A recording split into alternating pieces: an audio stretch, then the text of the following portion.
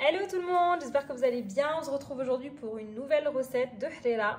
Cette fois-ci, on va la réaliser au cookéo pour plus de facilité et pour une version plus rapide. Tout de suite, la liste des ingrédients. Donc pour cette recette, on aura besoin d'un oignon coupé en 4, de 4 belles tomates. On aura besoin de coriandre et branches de céleri. C'est vraiment ça qui va apporter tout le goût de cette harira. Facultatif, on peut rajouter de la viande ou ne pas en mettre. Ici, j'ai choisi de la viande de veau, mais habituellement, je la fais avec de la viande de bœuf. J'ai 250 à 300 g de viande. Il ne faut pas trop en mettre parce que ça alourdit vachement la soupe. Ici, un indispensable de la harira, les pois chiches que j'ai fait tremper depuis la veille. Ici, j'ai 100 g. Ici, j'ai déjà préparé donc ma coriandre ainsi que le céleri que j'ai haché. Donc ici, j'ai 3 branches approximativement. Donc j'utilise uniquement quasiment que le haut du céleri, comme ici. Voilà, je coupe en fait les branches inférieures. Ensuite, on va également avoir besoin de lentilles, donc que je vais rincer tout à l'heure. On a à peu près 70 g de lentilles.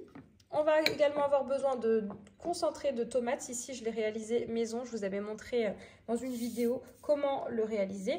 Et ensuite, on aura besoin également d'huile d'olive, d'épices, sel, poivre, gingembre et curcuma, ainsi que de l'eau et du beurre rance. Ça reste facultatif, c'est du semen. C'est ce qui va également bien parfumer cette harira. C'est parti, tout de suite, les étapes. C'est parti, donc ici, en mode manuel. Je viens activer le mode rissolage en mode fort. Ça va nous faire chauffer la cuve de notre cookéo et on va venir ajouter donc notre matière grasse. Là, je viens rajouter de l'huile d'olive. À présent, je viens rajouter mes morceaux de viande et on va faire rissoler notre viande.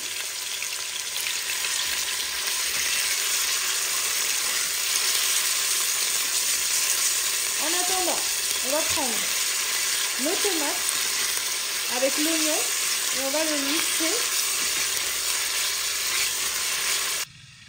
Voilà pour la suite. Dans le bol d'un mixeur, d'un blender, je viens mettre ici mes tomates avec mes oignons. Donc les tomates, je viens les couper en 4 en prenant soin de retirer le pédoncule.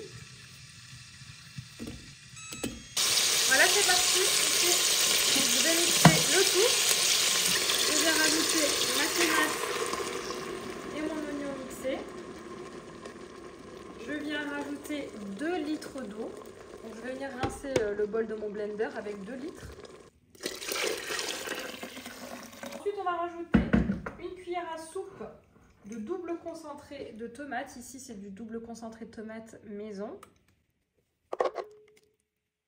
Je viens rajouter à ça mes pois chiches.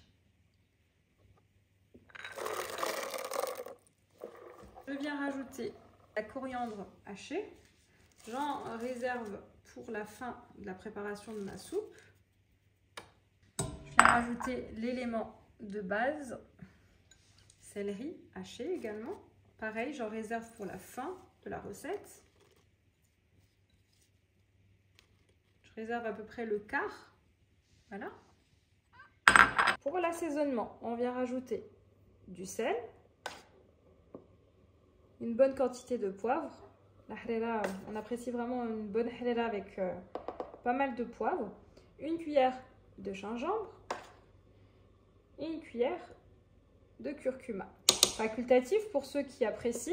Vous pouvez rajouter un bâtonnet de cannelle. Donc là, je mélange le tout. Je vais également rajouter une cuillère de beurre rance.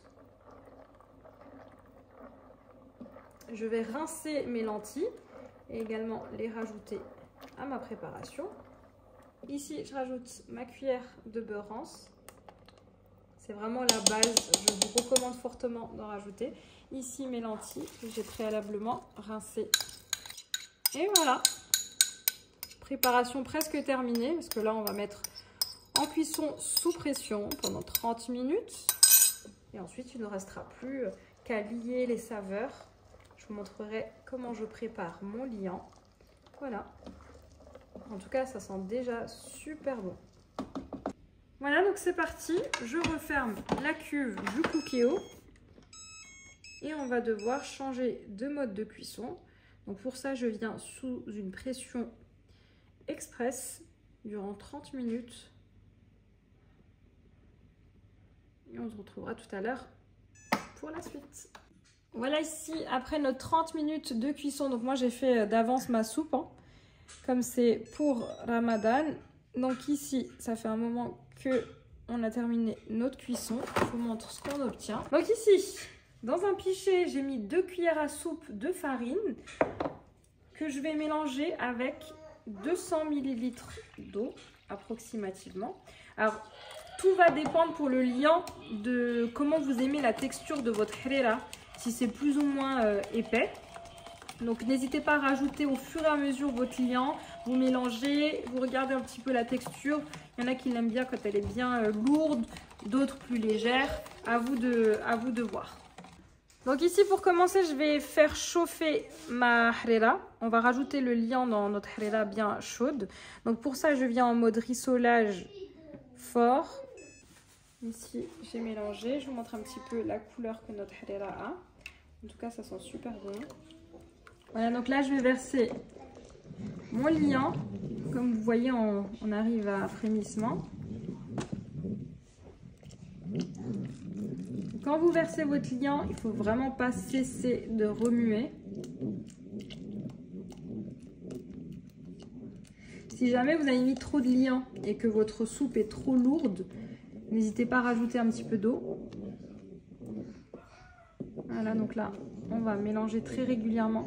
Et il faudra laisser cuire ce liant minimum 15 à 20 minutes. Le temps de faire cuire votre farine, c'est très très important. Et là, je vais rajouter, vous souvenez, le quart de coriandre et persil qu'on a réservé et également de céleri. Ça va vraiment venir parfumer notre harira.